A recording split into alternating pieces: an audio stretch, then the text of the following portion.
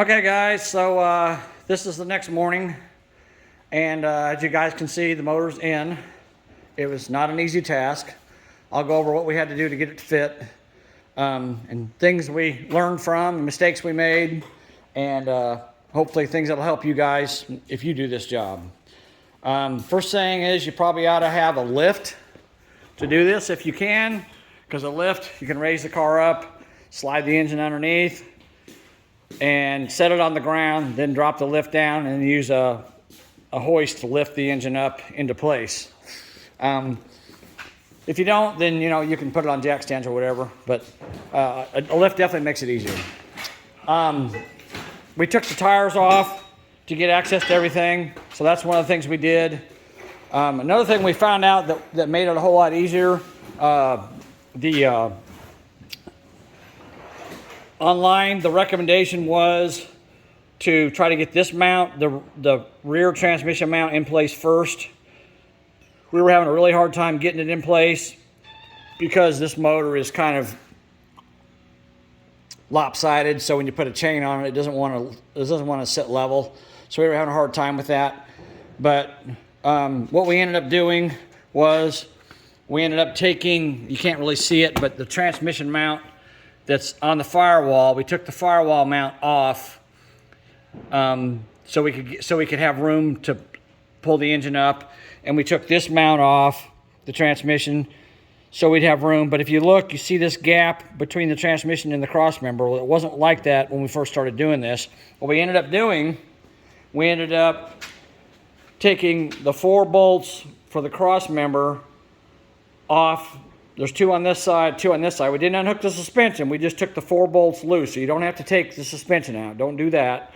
Just take 2 bolts off this side, 2 bolts off this side, and we put a ratchet strap on the rear bumper bar and ratcheted it tight. And we moved, literally this transmission was touching, was rubbing. You can actually see the rub marks here where it was rubbing on this cross member. And we've got, a good 2 or 3 inches of gap here. So once we moved this cross member, pulled this cross member back with a ratchet strap, and it's still in place, it's nice and tight. But once we did that, it allowed us to get more access to the engine to be able to get it in place. We used a floor jack underneath of it and put it on this corner of the transmission right here to kind of give us some leverage to bring this end up so we could get these motor mounts square. We got that one mounted up. This one here, we had a hard time trying to get it in place. We had to use pry bars to push it this way. And you got to watch the air conditioning compressor. It gets really close to the frame. We had to take off, you can see that crossbar right there that goes across the frame this way. And we took that crossbar off in order to keep it from hitting the AC compressor. So we took that off, and we finally got it in, but we had to use pry bars to pry this mount into place. We took we had this piece off the engine when we put it in, and we had this mount out.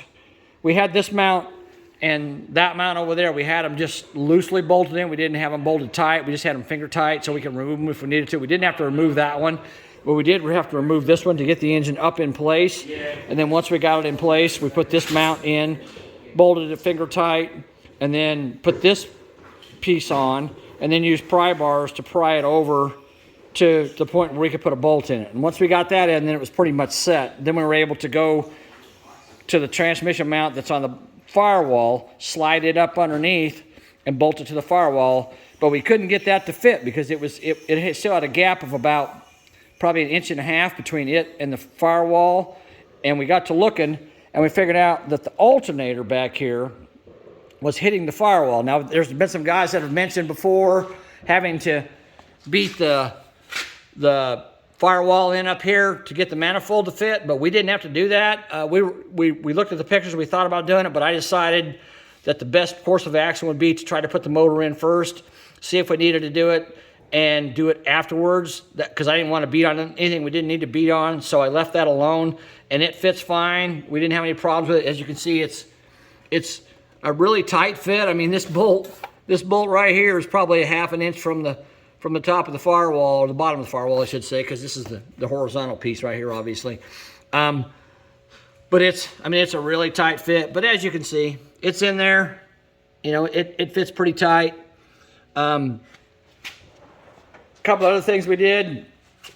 The transmission shift cables, the gray ones, they're right there, right there. Those two transmission lines. We bolted the brackets. They're really hard to get to in here. We bolted them back in, put them on the transmission cables and bolted them in. I would recommend you not doing that because we needed to move the cables once the engine was in place, and it was almost impossible to get it to move. We actually had to get a pry bar in there and spread the bracket back apart and get the cable to come out of the bracket. So there's 4 brackets that hold these cables in. There's 2 up there by the emergency brake handle. You can put those 2 on. Those will be fine once you get the shifter put in and all that. But these 2 that go in this little transmission tunnel that's really impossible to access, especially with the motor in, I'd recommend you leaving those brackets off because they're not going to work. Another thing we had that you want to do, this is the fuel line. We had it routed up here on this side of the throttle body. It wouldn't reach the fitting here. You want to make sure you route it below the throttle body like this, and then it goes right up, of course, and fits. One of the major problems we had was with the throttle body that he used. This end piece on the throttle cable for the Toyota throttle cable on the MR2 was bigger than the hole that it slides into in the throttle body. So we had to take a grinder and very, very carefully, we had to grind this down and size it to make it small enough to fit in that throttle or in that bracket. So, and that's a very meticulous job. You may have to do that with yours, I don't know. But the biggest thing you want to be careful with if you're using a grinder is obviously you don't want to hit this cable. You don't want to damage this cable because then you'll ruin it. So we very carefully ground that down with a grinder. It doesn't look fantastic, but it does fit now and it will work. So we had to grind that down to fit in the throttle body.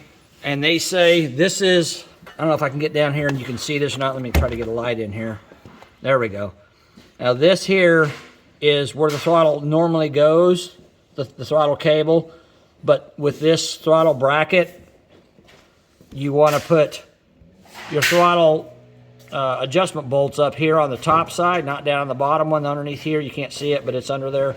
You want to put it here. But then they tell you to also not use this attachment point for the throttle cable because it's got to go all the way around and then back up here, and it's not long enough. So what you want to do, you want to hook it to this, if I can get the focus back. There is a black, there it is. See that black piece of black plastic right there where my finger's at? That's the piece you want to attach your throttle cable to. So you attach it there, and it gives it enough length to be able to reach this bracket, and you put it on the top mounting point, not the one that's down below here. So that's another thing you guys need to remember when you do that. And unfortunately, when we put the transmission in, we pulled these wires out of this connector. They've been pulled out. That's the speed sensor. So I got to fix that. I'll have to take that connector apart and reinstall the terminals, the metal terminals on these 3 wires, and then plug them back in. That's not a big deal. We can do that. One of the biggest issues we ran into with the transmission mount back here that wouldn't go up against the firewall to the mount that's on the firewall, we figured out that the alternator was hitting the firewall and it would not allow the engine to go back far enough to for that mount to mount up. So we got to talking about it, and we thought, well, the biggest problem is, and I got to looking too, because we had the car up in the air, and I got to looking, and the alternator, if you ever have to replace the alternator on this car with this engine, you're going to have to literally pull the entire engine out of the car to replace the alternator. And I was telling my nephew that. I was like, man, you're going to have to pull the whole engine out of this car if you ever have to replace this alternator. And we got to looking, and the MR2 is a 2-seater, and it has this area back here where the gas tank is that's open. So what we decided to do was, and you guys can do this or not, it's your decision. You don't have to do it, but it makes things a lot easier. We cut an access hole right here in the, right above the gas tank in this firewall back here. We cut an access hole. It's kind of a oblong shape there, and I'm going to build a plate, an access plate, an access plate to go over this, a cover plate, and we'll seal it and put it back in place. But as you can see, now you can totally reach the alternator, and it's really accessible. So if you ever have to replace it, you just take this access plate off, you replace the alternator, and you're good to go. One bad thing that happened when we were putting this in is we broke the throttle position sensor, rubbing up against the firewall. It broke the terminal off. Here's the plug. So it broke the plug off this throttle position sensor. So again, I cut another access hole so you could also reach the map sensor, which is right here, and the throttle position sensor. So, because we got to replace that.